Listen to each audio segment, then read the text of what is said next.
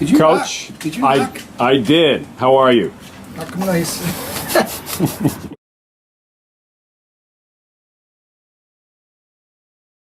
It's like more critical that you have the right timing for that. Yeah, because you're absolutely. coming up like this instead of hitting through like this. Right. This is funny. I like to have him tell it, but as a freshman, we were up at the States at Yale, and he got hurt. And the director said, you've got to take him to Yale New Haven Hospital because check him out. So here, the rest of my team was out there playing, and I was the only one available, so I had to take him down there. Well, he goes through his check, and at the end, they said, here's a cup, go in the bathroom and pee. He comes out and he says, Dan, Coach, I can't pee.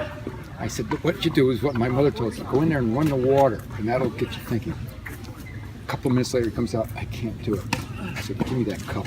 So I walked in there, and I peed in the cup, and I gave it to him, and he gave it to them.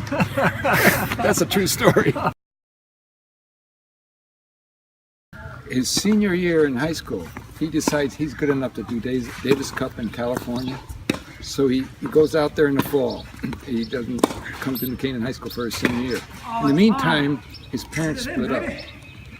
And I guess they sold a house. He comes back because I guess he didn't do as well as he thought he would, and to the high school, and asked me if he could live with me. So he lived with me his senior year. I didn't know that. The second half of the senior year. Now, the bummer was they decided since he wasn't in school in the fall, he could not play for me in the spring. Oh, jeez. So we didn't have a great season without him. If we had had him at number one, we would have another state championship. That would have been 30 for me. Oh.